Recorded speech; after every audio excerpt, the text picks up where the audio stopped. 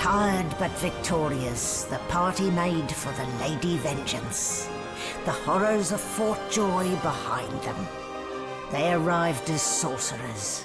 They left as Godwoken. The fate of this godforsaken world now rested on their shoulders.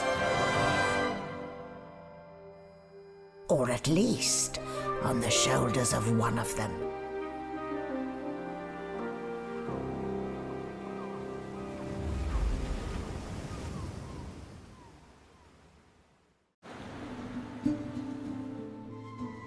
What's that, Quercus? Do you have something? A light sea breeze kisses your cheek and carries away the smell of blood wafting up from the deck. In the distance, Fort Joy looms.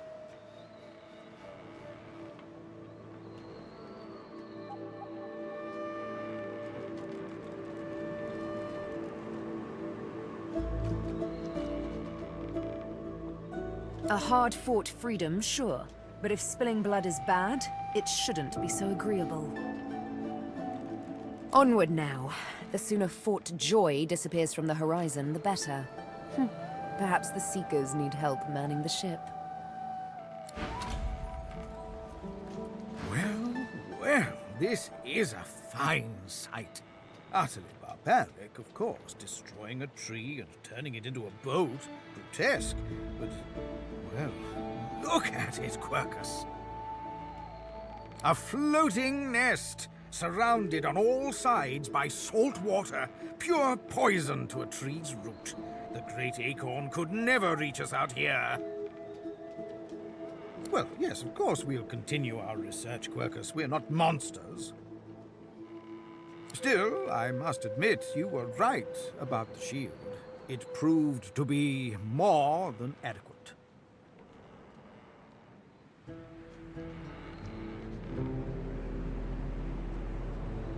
Oh, yes, it seems our shield is still here, Quercus.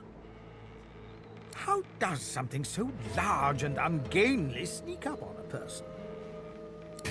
You give the giants too much credit, Quercus. I think the salty air has addled your mind. It has certainly been useful, but elegant, kind, surprisingly attractive. No, we have no time for your fawning. We may be safe, but the world is not. Come, we must return to our research.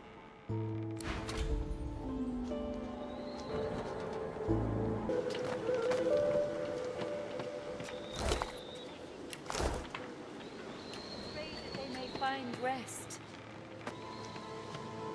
Blessings, don't go any further, Godwoken. We need you alive. The ship won't sail. We had orders to search every corner of it and figure out what's blocking us. It's hewn from elven livewood. I thought I could communicate with it, but... She glances over towards a smouldering pile of ash on the deck nearby. Something is nestled within it. Fragments of scorched bone. That was Brendan. When the ship wouldn't answer my call, he touched the figurehead, and it attacked him, without warning. He burned, like he was made of parchment.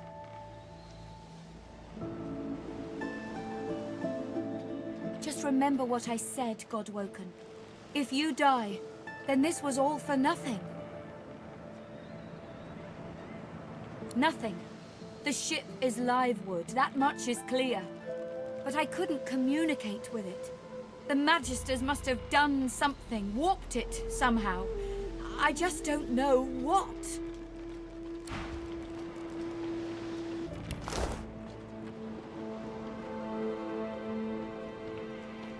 Aye, the giant takes notice of its charges.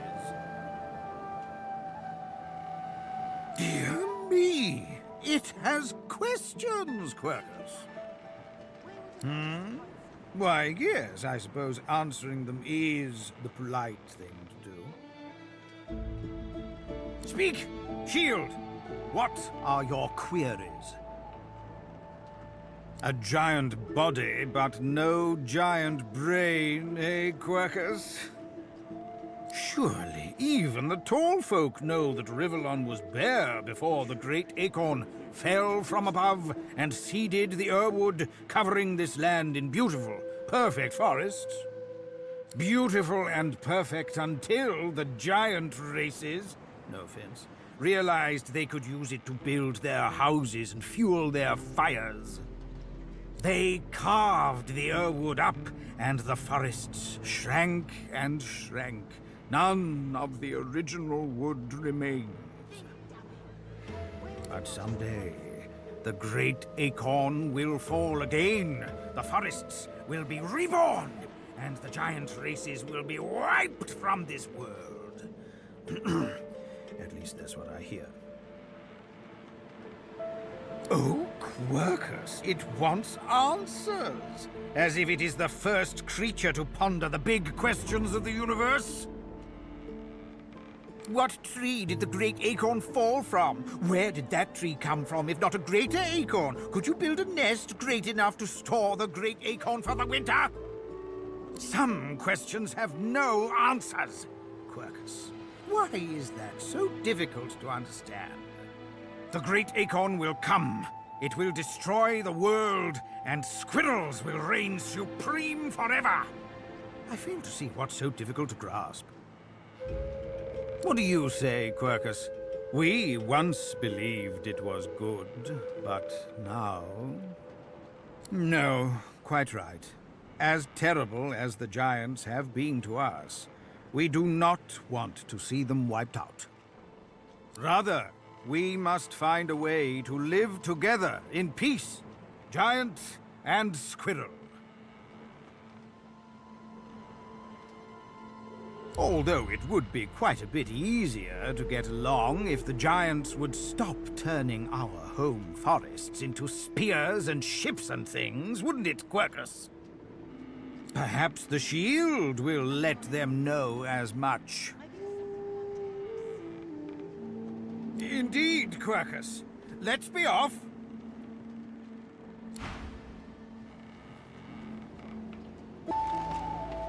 Spare me, Gareth. We got what we came for. This is what success looks like. I won't see them tossed overboard. Not here. We'll hold a proper service. What's-his-face and so-and-so would want us to get this ship sailing before all else. They died for those Godwoken, after all. You know their names, Malady. Can't you even pay them that much respect? Gareth inhales sharply, then catches you out of the corner of his eye and smiles, barely. Our guest stirs. Welcome, Godwoken. Glad to see you safely aboard. Very glad indeed.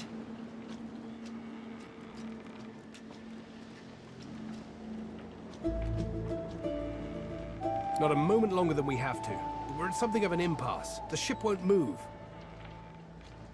She's mute. We need to free her tongue.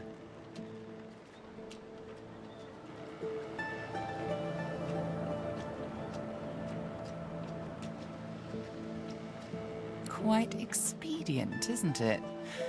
Dallas seems to have made a ship out of an ancestor tree, then found a way to bind the spirit within to her alone. That means only she can control it, unless we can find a way to break the bond. Go ahead and try. Maybe a pure breed will have better luck than I did. But whatever you do, hurry it up. The longer we sit here, the higher the chance the Order will get their hands on you. We won't let that happen. Yes, yes, and all that.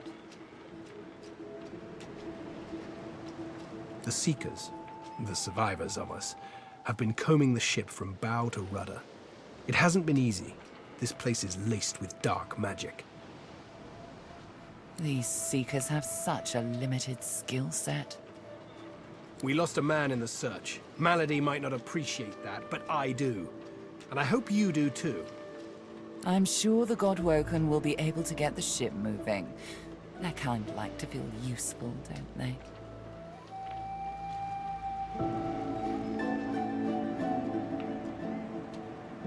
That's the spirit.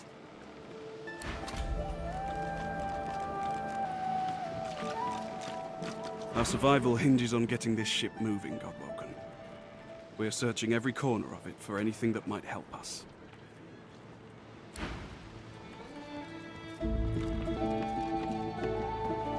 Void Slayer, Worm Killer, Godwoken.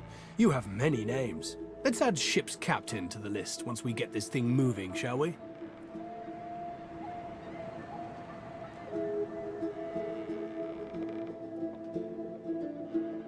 Driftwood, of course. Little fishing village. Not very welcoming, but you'll brighten it up, I'm sure. Got family near there. Not the adventuring types. For the best, really. Meister Siever's there too. My leader. Our leader. She held the Seekers together when we had every reason to fall apart.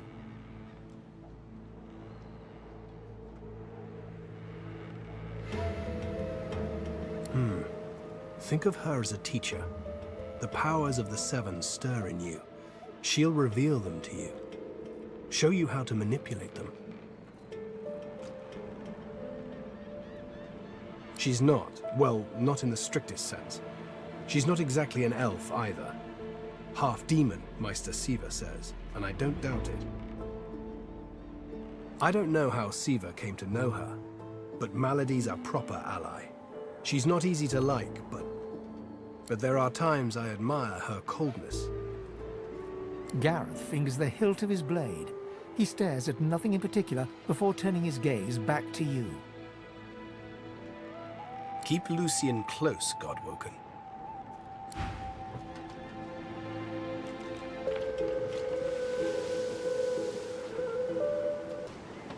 Look who we have here. The boor, no less. I wouldn't have bet tuppence on your survival, yet here you are. It is quite a tale, I assure you.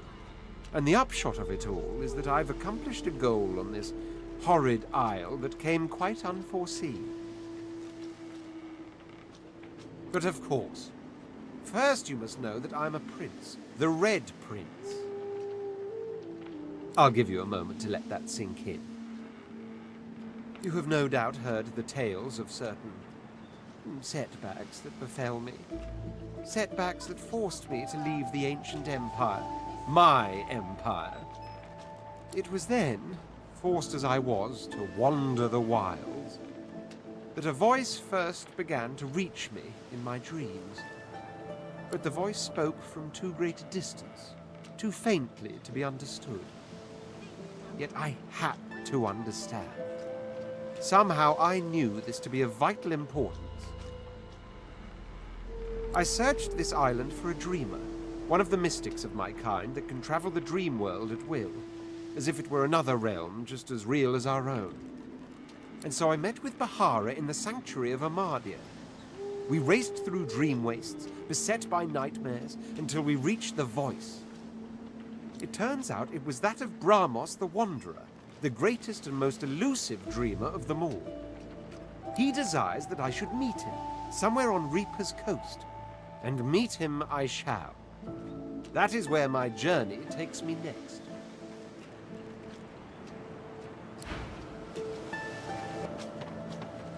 You made it, Godwoken. Good. Not all of us did, though. The sooner we leave this island behind us, the better. There you are. I was just thinking of you.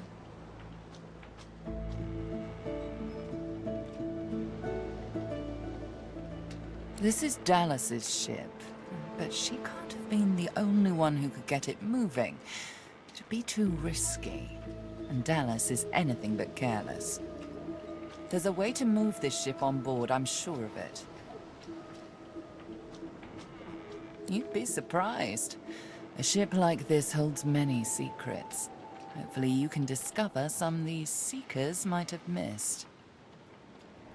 The figurehead has certainly caused a commotion lately. But then again, so have the doors downstairs. Everywhere you look, a hunk of wood looking to incinerate or stymie you.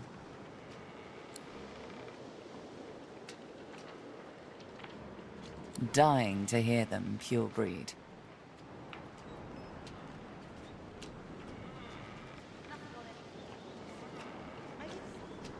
Her face crumples into a mask of concern. Her eyes are large and soulless. Why, because I care, of course.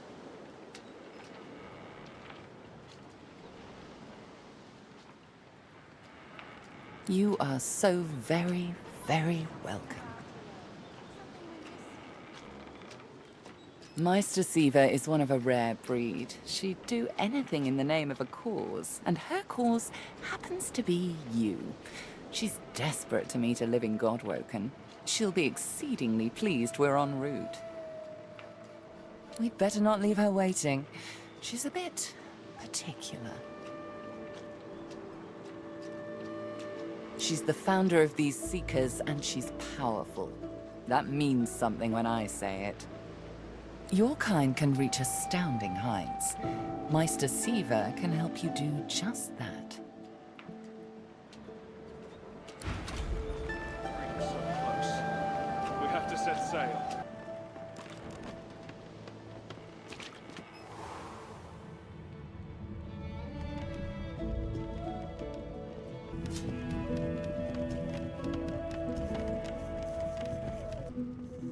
Good to feel the rolling of the waves. Melody says if we can get the ship to move, we can go home. Home!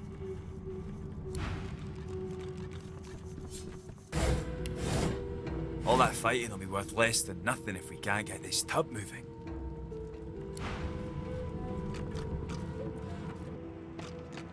You approach the figure and find yourself face to face with an undead skull.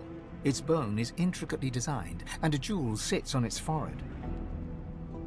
Oh, please don't stare. It's tiresome.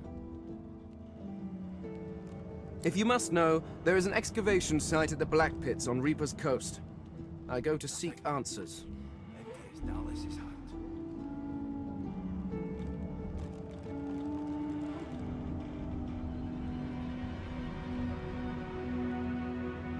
The only treasure worth digging for.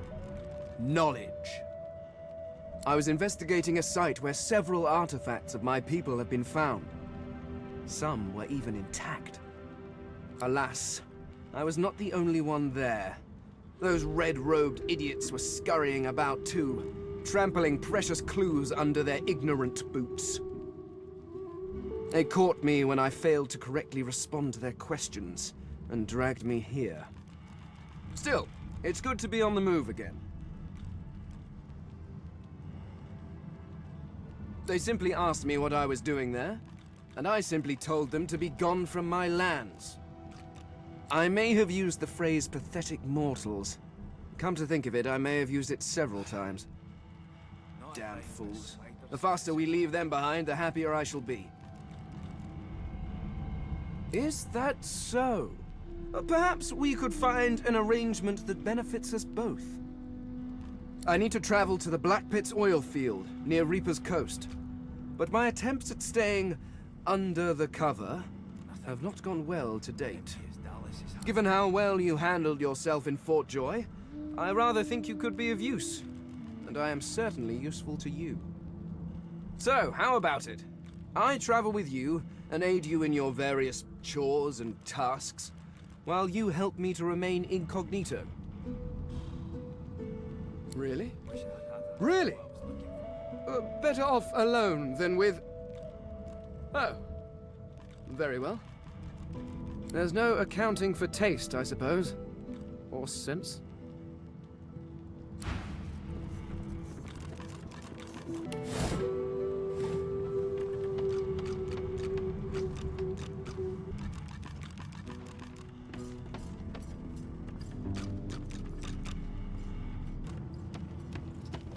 The silent monk leans forward slightly and stares at you straight in the eyes. She seems eager for you to say something. The silent monk leans from one foot to the other. He seems eager to move. You made it out. I'll be honest, I wasn't sure you had it in you. But I'm glad you did. Hero of the Seekers, eh?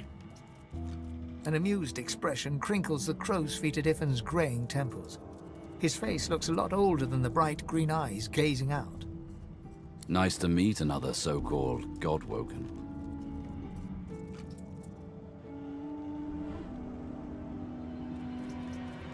I'm gonna hunt down my old pack leader and find some answers.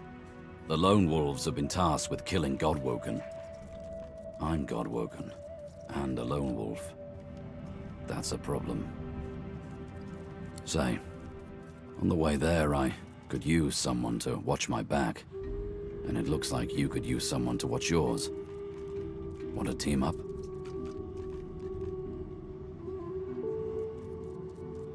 Sure is. Shame to look a gift horse in the mouth. Like I said, suit yourself. If you change your mind, you know where I am.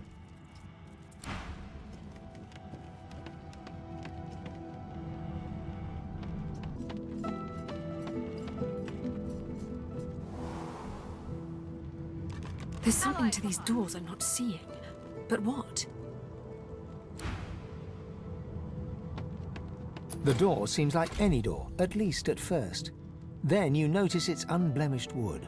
There is no knot, no scratch, no dent to detract from its apparent perfection. The wood groans and creaks. For a moment, you swear a face appears in the wood. A face tortured and tormented, a six-sided shape carved upon its forehead.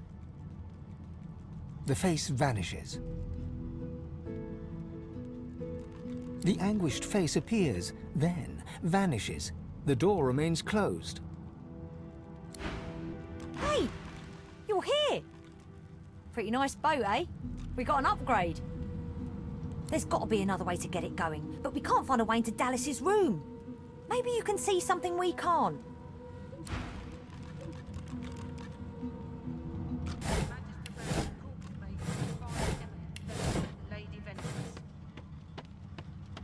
Enough! The Seeker flexes her arms stiffly. Her joints audibly pop. She sees you draw near. I owe you, Godwoken. Without your help, I'd likely still be a prisoner around here, not guarding Alexander the Bloody Divine himself. She nods her thanks and immediately winces, laying her hand on the back of her neck.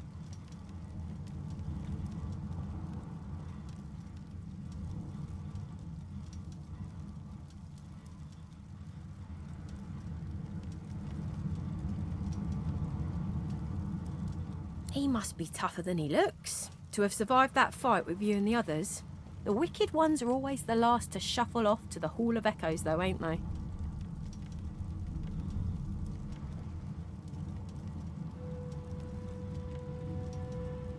No, they had us down below, chained up in the dark. But the Reds were up to something in here.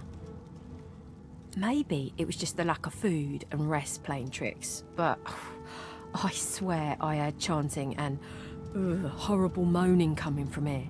But when we broke free, it was empty.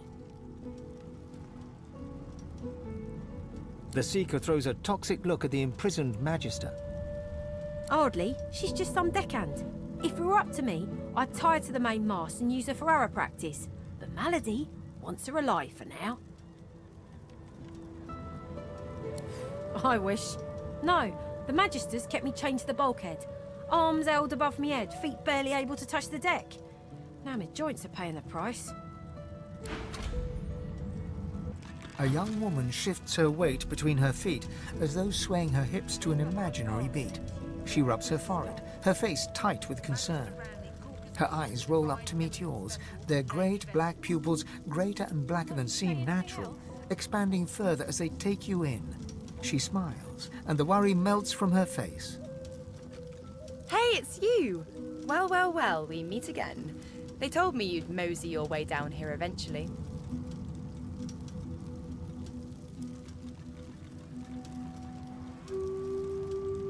Malady, the Seekers. They said you and I had something in common. That we're... well, we're... Godwoken. Is it true? You're like me?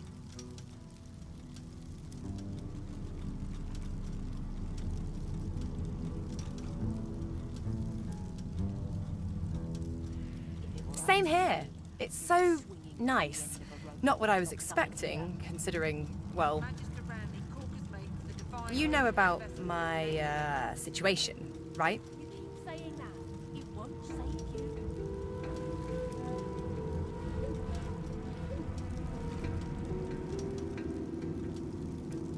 Right.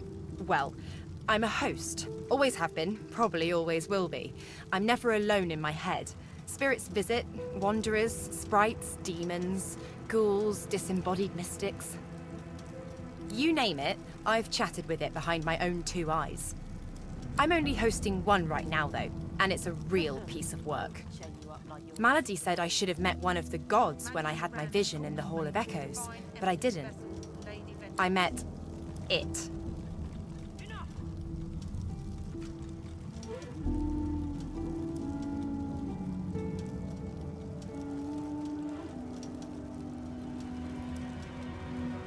I can tell the difference. It was there, alongside the gods, unlocking the same power in me that they unlocked in you. I don't know what this thing is, but I'm gonna get it the hell out of my head and make it sorry it ever came knocking. What's your deal?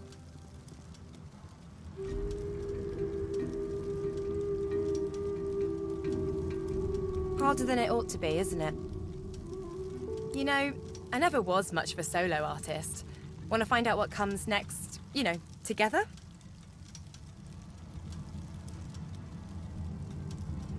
Sure, whatever suits you. Probably better for you in the end anyway. I'm not always myself, and sometimes not myself is a bit, unpredictable. Anyway, see you around. You'd be swinging from the end of a rope, not locked up in here. A young magister paces around the brig, fussing over Alexander's unconscious form. She leans over and applies a damp cloth to his brow. She notices you observing her. She straightens her back and sets her jaw in a defiant scowl. Magister Ranley, Corker's mate of the Divine Eminence vessel, Lady Vengeance. That's all the information I'm giving to any of you lot. So stow your questions, elf.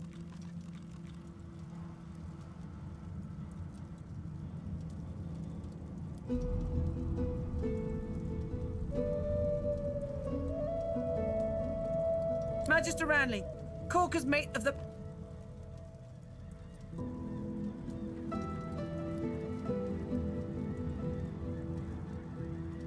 The Magister falls silent, but stares at you with unwavering defiance.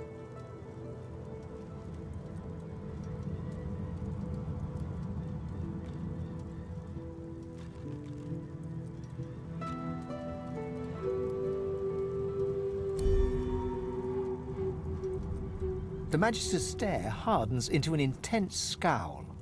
Magister Ranley, Corker's mate of the Divine Eminence vessel, Lady Vengeance.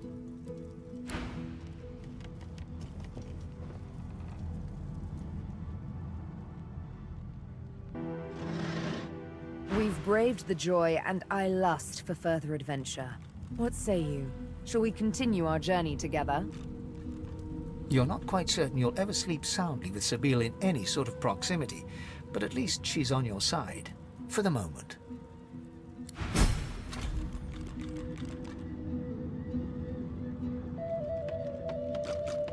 The door seems like any door, at least at first.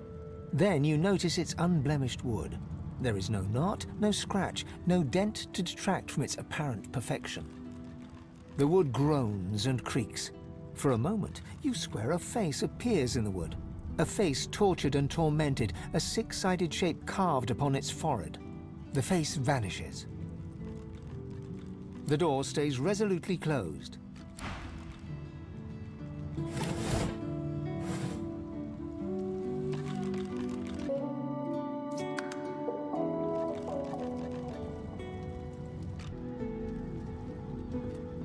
The Seeker has removed one of her gauntlets in order to flex her wrist. It bears inflamed marks from where shackles bit into her. She sees you. You must be starved for company to linger around here, friend. Good luck getting anything out of either of them. Our special guest is out cold, and the other one ain't in much of a talking mood. All right then, just don't make me regret it. Hope you find something useful. Get away from him, sorcerer. That's the divine.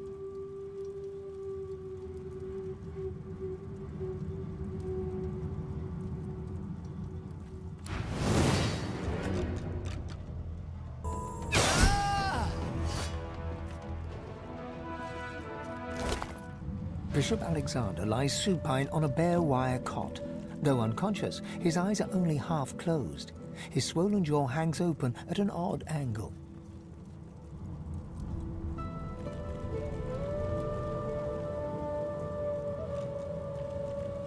Someone has wiped the bishop's hands clean and folded them neatly over his abdomen. They rise and fall in shallow, jagged swells.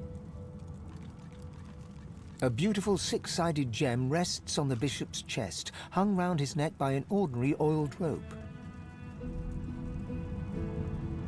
The gem sits heavily in your pouch. Bruises swell beneath his eyes, and a shallow gash zigzags from his right ear down to his beardless cheek. Unconscious, he looks more boy than bishop.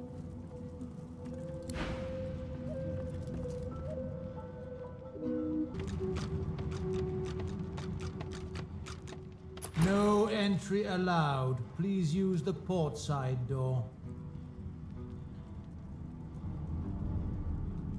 Listen up so I don't have to repeat myself again. I am not an entry door.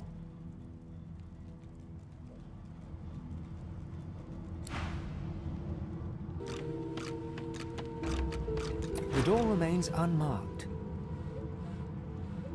The anguished face appears once more. It dips its forehead towards you and waits. A shudder of pleasure racks the figure in the door. It seems to breathe. All of a sudden, all anguish is gone. It gives you the sternest of looks. I am summoned. Speak the password.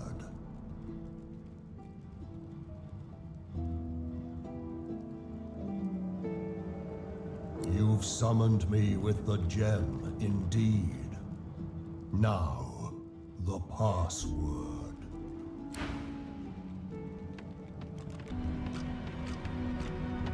There's no entry through the starboard door. Listen up so I don't have to repeat myself again. I am not an entry door. Fine. Answer the security question.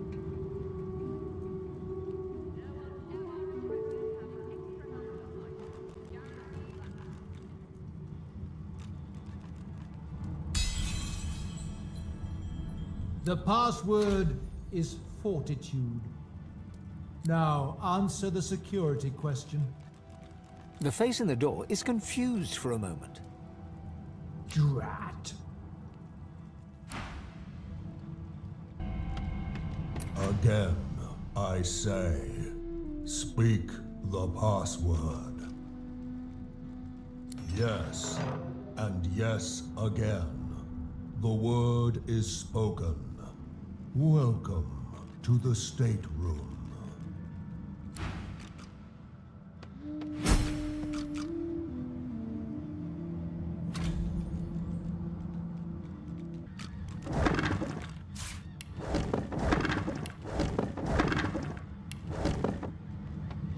Just one more moment, please. He clicks together two halves of some type of gauntlet sitting in his lap and turns his full attention to you. And there. Rescued at last, am I? To whom do I owe my thanks?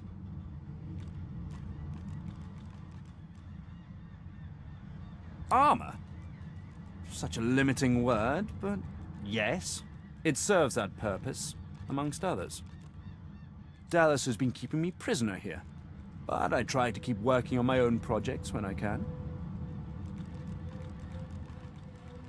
Dallas took a particular interest in me and my skills. I'm an expert in healing, crafting, and more arcane practices. She kept me here to do her bidding, Until you took her flagship from right under her nose, it seems. I've offered my services for gold in the past, yes. But my labors for Dallas were far from voluntary. He extends his arm and pushes up the sleeve. Beneath, the skin is withered and discolored, as if it were magically decayed. She used some form of domination device on me, forcing my hands to do her bidding, and half ruined them in the process. Oh, cast spells, tinker with relics, meddle with the laws of nature. All the sorts of things power-hungry despots love to do. She had me enchant a dead cat over there, so it would seem alive. He clicks the gauntlet into place around his withered forearm, his eyes on you the whole time. But that damn contraption that she used on me seems to have fogged my memory. The rest is a blur. No! Necromancy is an unsavory practice, not something to be trifled with lightly. This is but a cunning illusion of my own creation, nothing more. His face abruptly creases into a smile. But come now, enough of Dallas and dead cats. You've taken this ship and granted my freedom. This is a happy moment. How about you tell me something of yourself? I'd like to know just who my valiant rescuers are.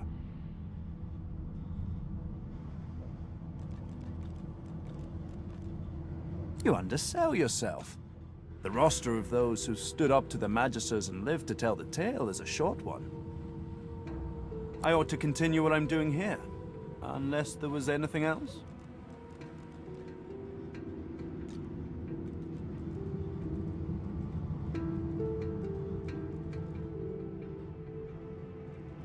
Despite what she did to me, I can't help but admire the woman a little.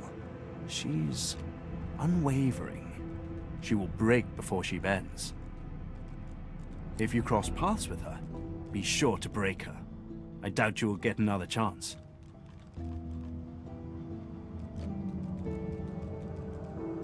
Took it? No, no. I made it. Have you seen the kind of metalwork the Magisters deploy? This is in a different class to them. As I said, the Magisters left me weakened, but this will help give me the strength to carry on my work.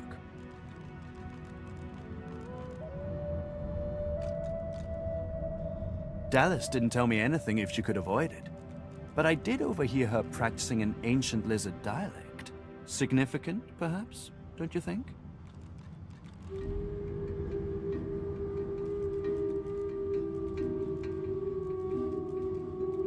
Lizards apparently have ancient magic that allows them to control slaves that bear the mark by singing a song. Dallas must have had an interest in those techniques.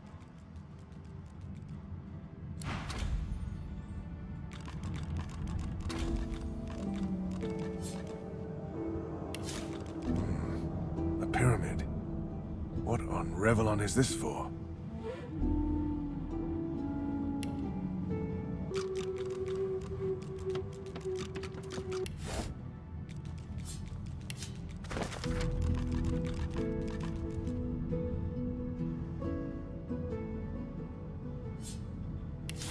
What script is this? Whatever it is, it appears to be written in verse.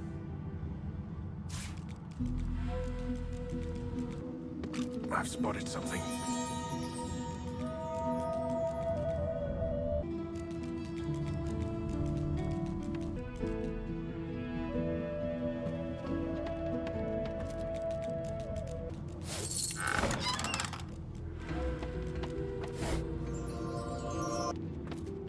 What's this?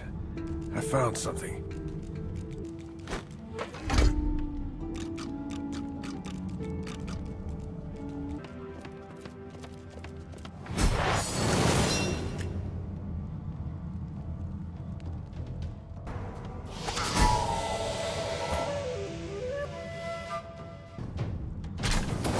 Were those guards or victims? Both, I fear.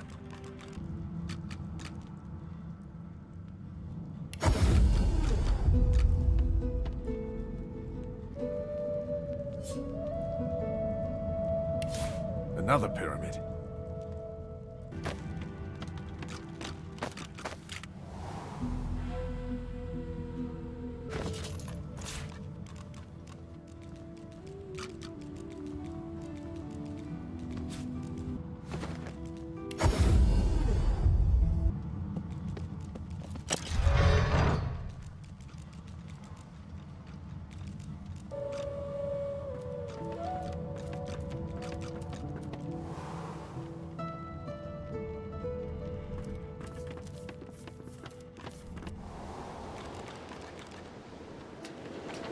There you are.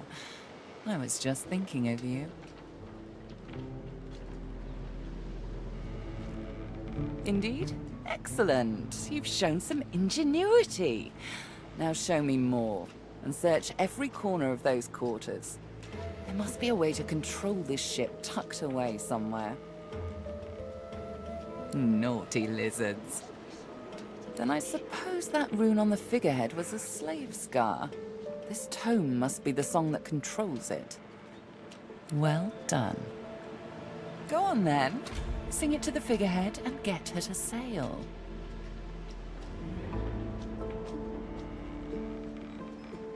Atta Godwoken.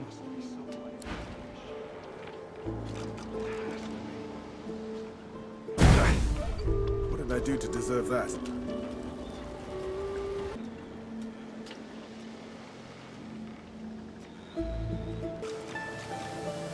Before you is a towering figurehead carved in the likeness of a dragon. It looms over the bow, its fangs bared at the open sea.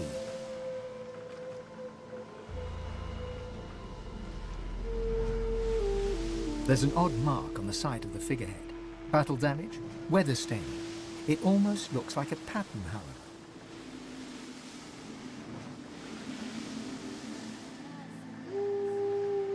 The deck beneath you groans and trembles, like the ship itself is awaking from a slumber. A deep sigh emerges, unmistakably the sound of a living being.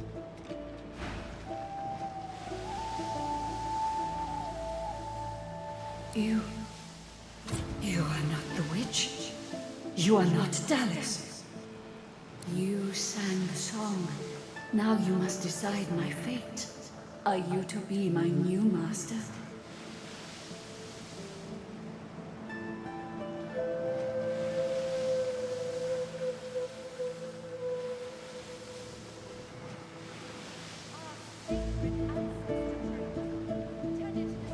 Ask. I am here to serve in all ways.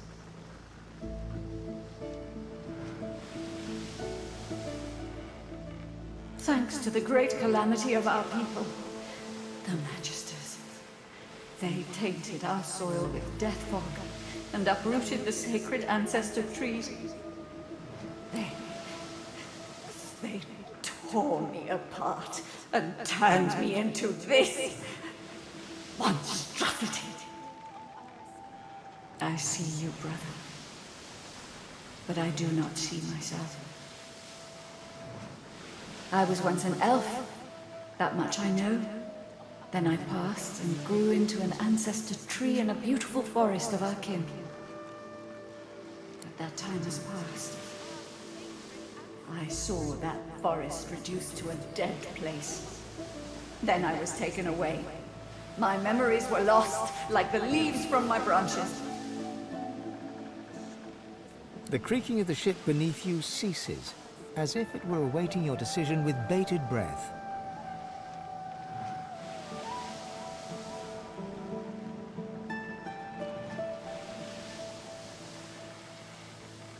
You honor me to embrace me as kin, despite my mutilation. I thank you. But I cannot be free again. Not truly. I am a vessel, and must be guided. Let me take you wherever you wish. We can depart as soon as you are ready. The ship's awake. Good. Is she ready to sail?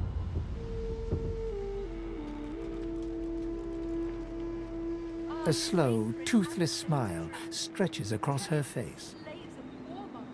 To driftwood, then.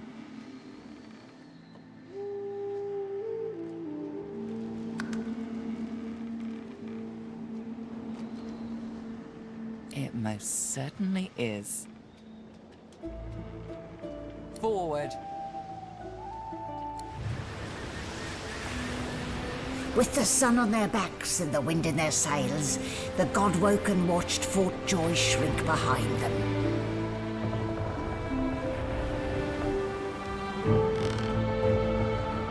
But their capture of the Lady Vengeance had not gone unnoticed.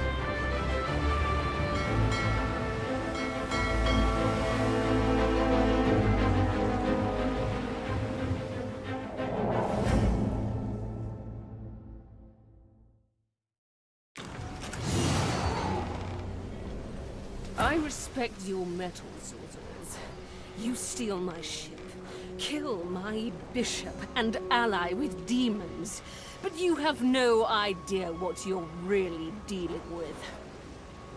We are ready, Mistress. Yes, but are they? I swear, Mistress. I swear they'll perform admirably. Very well. Show me. Goodbye, sorcerers. This is my ship. I won't see it taken from under my feet. You, act!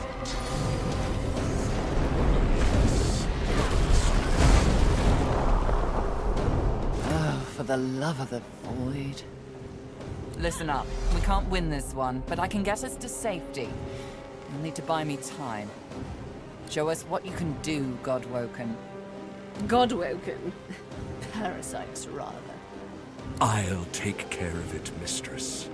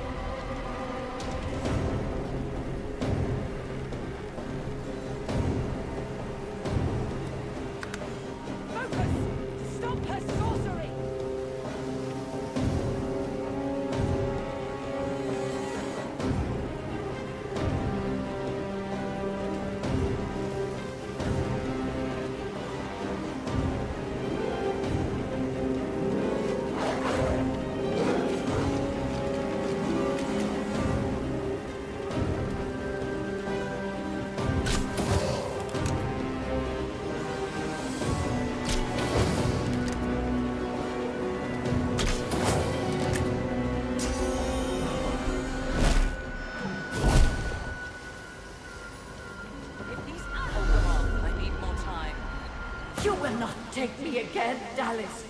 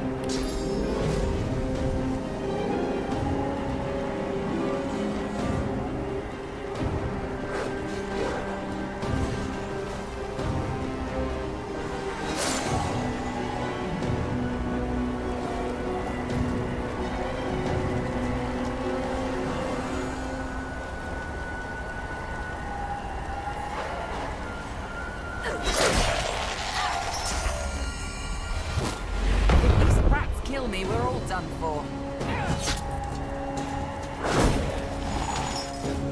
Bring her to her knees. Do it! That burning. It's like a bomb in my belly ready to burst.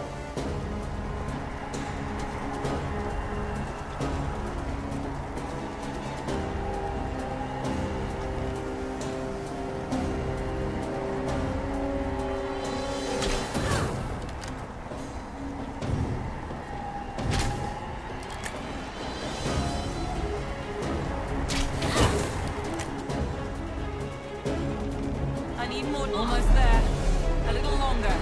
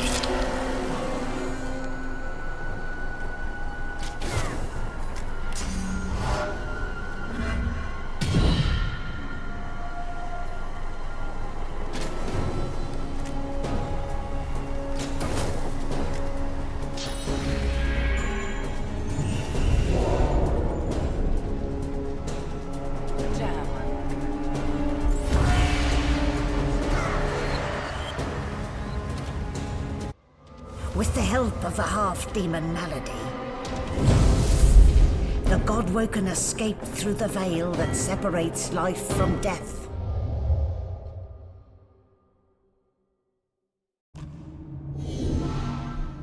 The air here has a familiar smell, like the place you grew up.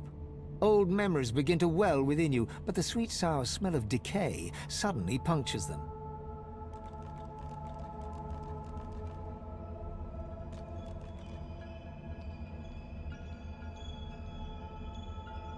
A faint creaking sounds in the distance.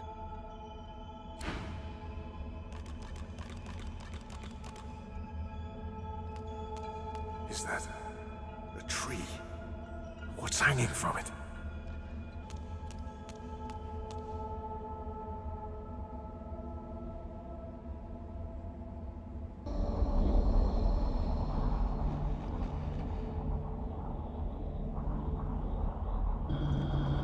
Must be a way across.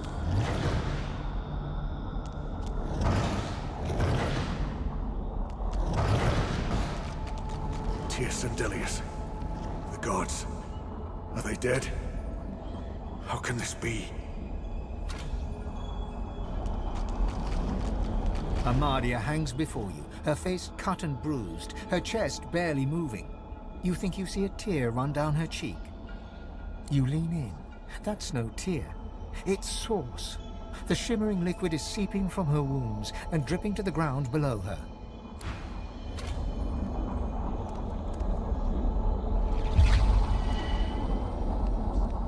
Cursed tendrils tighten around Solstice. Her lips are moving, but no words seem able to escape her lips. A small, stout imp winces under the countless cursed threads that bind her. Before you hangs a great ethereal orc, his face twisted in a knot of pain as cursed tendrils constrict him. Ever-tightening cursed branches constrict the great dwarven god Duna. His eyelids flutter, and his face, bluish and bloated, nods. Ralik hangs limp from the tree, cursed branches constricting him, snake-like from foot to shoulders. His helmeted head hangs slack at his side, but a barely audible wheeze rasps from his lips. Hurry! Tight coils wrap Tyr Sandelius from head to foot. His still face is set to a glowering sneer.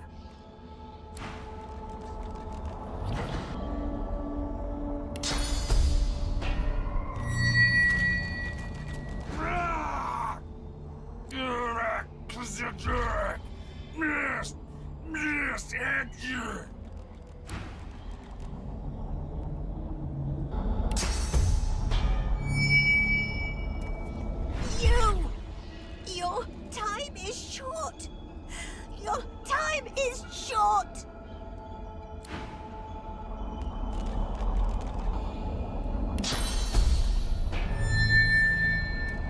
The cursed tendrils slacken. Solstice inhales deeply, air wheezing in her throat. My one. My one.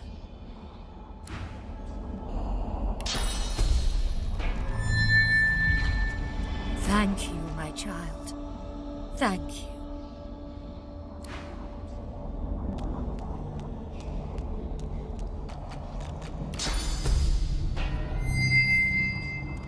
Begone. Begone from here. Ugh. Where is my champion?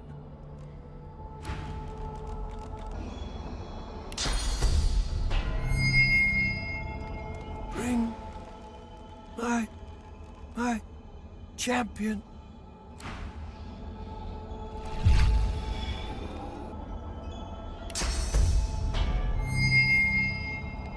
As he regains consciousness, Tyr Sandelius frees an arm from the tendrils that bind him. He clutches at the coils, but cannot rend them apart. Curse these snakes! Curse these binds! The others too? Am I the first to wake? It doesn't matter. There is no time. You must leave this place. It's too dangerous. It struck even here, in these halls.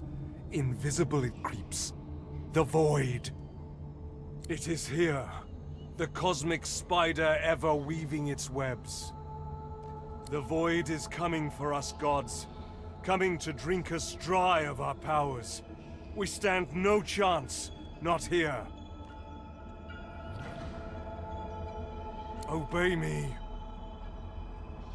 Soon the Seven will be nothing but morsels in the maws of the void.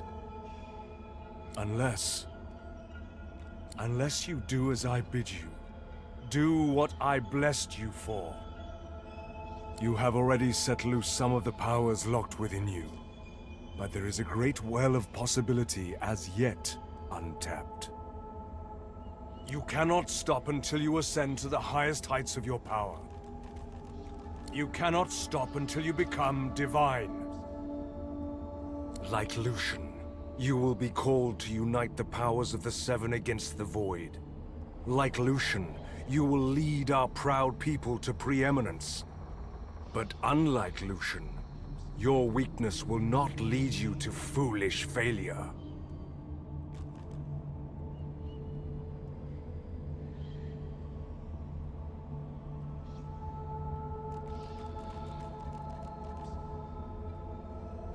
Either a new divine rises, or the world falls prey to the void. One of the Godwoken must become the new divine, and that Godwoken must be you. You are my champion, so set off in pursuit of divinity. Good. Now hurry. Get out of here before... Hush. It's here. The spider's here. Run! Go! I will find you. I'll be in... White-hot cold pierces your heart like a blade. You are frozen to the spot. The burning cold pumps through you like a curse, and then...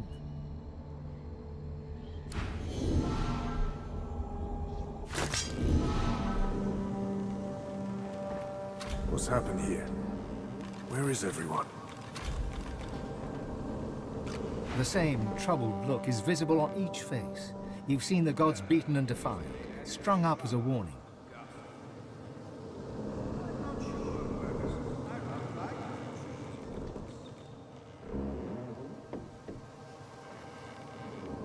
What can yet be blessed, can yet be restored. One way or another, divinity will survive. Through all of you, and all of me.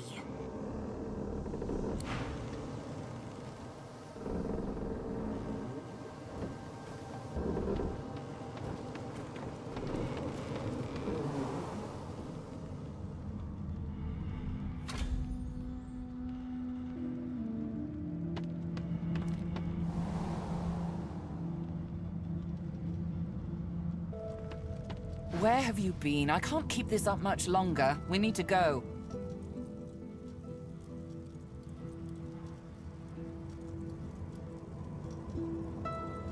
Seekers dead, Alexander missing, Godwoken passengers deceased. And unless you want to die too, we need to go. Now. There's no time. I can't hold us here. Brace yourself. This might hurt. A lot.